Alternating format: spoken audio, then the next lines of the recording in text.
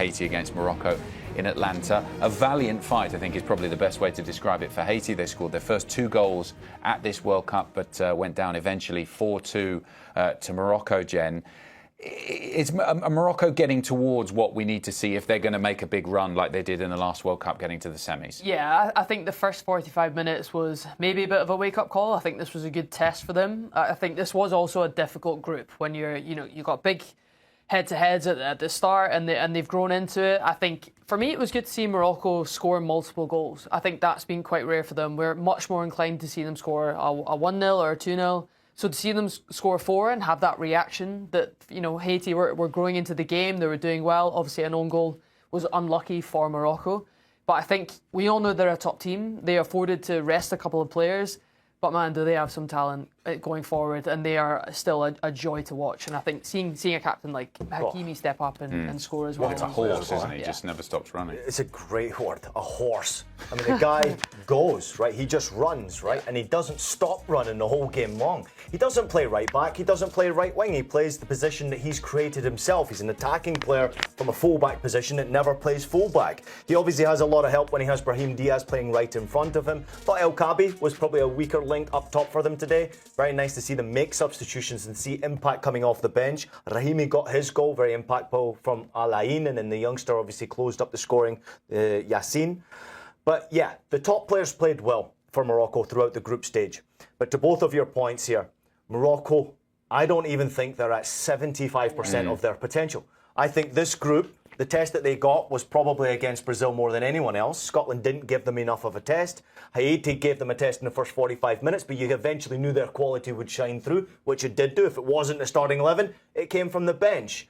But they are going to get better and better as this tournament goes on. But now we get to the knockout stages, and the way it's lining up, it looks like it could be the Netherlands for them. So there's no room for error. We can show that now to see the percentage chance of who they'll face in the first of the knockout stage, which is the round of 32. And you're quite right. More than likely, it'll be the Netherlands. So this is the winner of that group. Japan, 30% of that, and then very unlikely that they'll face Sweden with an 8% chance. Thanks for the Athletic for giving us those numbers, and that could be a hell of a game. The Netherlands, as we said when we were talking about them in the last block, you can draw parallels really between Morocco and the Netherlands, Jen. They've warmed up into the game. They've still got some great stars and have disappointed on the world stage recently. I think both teams there will have a point to prove. Absolutely. I think that's what we love about this World Cup with 48 nations and how competitive it is. But that one is really hard to predict, I will say. I think Morocco have been a joy to watch, but so have the Netherlands in some aspects. And again, warmed into it. Frankie de Jong has got better and better as well. Van Dijk has been starting to dominate, and from a player that we didn't necessarily see that week in, week out at Liverpool throughout the year. So to see him, enjoy this tournament phase and really, be back to almost his best for me. I think when it comes to Van Dijk, he's one of my favourite centre backs I've watched. So to see him have really good performance, I think has been huge for himself, huge for the Netherlands. But this is a head-to-head that I could think tactically could be really interesting, especially across the midfield with Bouadi and how much he dominates from a technical perspective. So if it ends up being that, obviously really high percentage it will be. Great game. Let's not forget that the Netherlands are a rather hurt squad coming into this competition. I didn't expect them to perform as well as they have done. They've really entertained me. Very free-flowing football, obviously defensively incredibly solid as well. Dangerous on set pieces. I think Van Dijk's been excellent in this competition, which has been wonderful to see him. Obviously with his leadership, it's one thing, but actually stepping up and being a real problem from set pieces is something completely different. Their fans are terrific, as are the Moroccan fans. This game will take place in Monterrey, if I'm not mistaken, in Mexico, which will be fantastic to see both of those supporters make the trip down there and make this a very colourful and cultural event. But I have no idea how to predict this one, because the Netherlands playing in the form that they're in right now, dangerous. They're dangerous for any team left in this competition. But Morocco are healthy. They are tremendously healthy. Saibari scoring in every single game is a problem for any defence, and that includes Virgil van Dijk and his partners. This is a tough one to call, but right now where I sit, I'd have to favour Morocco. I think they're just getting going, and getting going enough to be able to say there's another 20% more to come from this group. With the Netherlands, they've got off to a great start. What's more to come from them? maybe Daniel Malin could do a little bit better than what he has done. I do love that matchup though, Saibari against Van Dijk. You're talking about great, two very physical prowesses, both great in the air. We'll see who'll come in the better end. Jen, you've played in these summer tournaments. At this stage, how much of preparation and almost maintaining what you've done so far is about the teams you're playing and playing that game? What we're doing is, and looking, okay, we're more than likely playing Netherlands, this is the way they play, or it might be Sweden, they play this way, or is it just, okay, we've got this far? I'm flattered that you think I got past that stage. Which is, no, I'm joking. I totally tried not to mention it, but...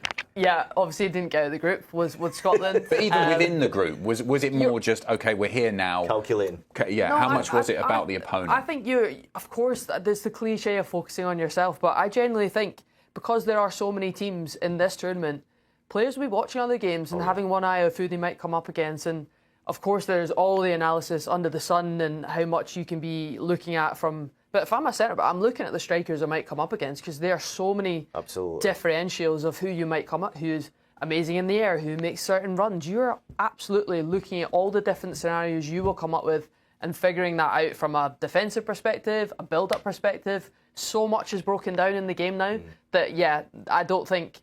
You can't get away with just focusing on yourself now. You have to be prepared for whoever you come up against. I don't think you can. I mean, if I'm not mistaken, there's over 400 different ways this could have played out. Yeah. From match day 3 to figuring out who you're actually playing against. Yeah. So what's the point in putting up a bracket and thinking, here's where we could? I mean, from a logistical point of view, it's an absolute nightmare for national teams trying to figure out where you're going to play. Or that's the hardest thing. Right. Time zone, break down opposition. Yeah, where are we sleeping tonight? Yeah. Where's the plane going? How long is the flight? You don't know yet either. We're talking about Scotland having to wait until Saturday. What do? They go back to their camp. They then wait for, certain scores to happen. Where am I going to be? What time difference should be? It could be in Mexico City. Yeah. But they've gone from Boston on the East Coast to Miami. Probably not slept much with that flight. I'm sure the Tartan Army's made sure of that. But now you've got to go to the other side of the world and play in Mexico City. I'm not saying Scotland would complain if that ever happened. But yeah, I mean, it's a logistical nightmare. And for players in particular, I didn't play at Jen's level, but for me, competing in youth national teams tournaments and youth Olympic games, you were always looking at what could potentially happen here, where are we going, what are we doing? Yeah, this is going to be interesting how it plays out. And even the teams, unlike Scotland, who have to wait to learn their fate, they've still got a long time to wait. More than likely it's the Netherlands, but you've got a long time to prepare for that game. فرحان بزاف الجمهور اللي كانوا اليوم هنايا اللي كانوا في كل تيران كنتمناو حتى هما يجيو في الميسيك يكونوا مورانا يشجعونا فرحان بزاف الجمهور اللي كانوا اليوم هنايا اللي كانوا في كل تيران كنتمناو حتى هما يجيو في الميسيك يكونوا مورانا يشجعونا Non, c'est quelque chose d'incroyable, c'est quelque chose de fou, surtout mon premier match en Coupe du Monde. C'est quelque chose de fou de marquer devant ma famille, devant les proches et devant surtout le peuple marocain. Et ça nous donne encore plus envie de donner tout pour notre... Non, c'est quelque chose d'incroyable, c'est quelque chose de fou, surtout mon premier match en Coupe du Monde. C'est quelque chose de fou de marquer devant ma famille, devant les proches et devant surtout le peuple marocain. Et ça nous donne encore plus envie de donner tout pour notre...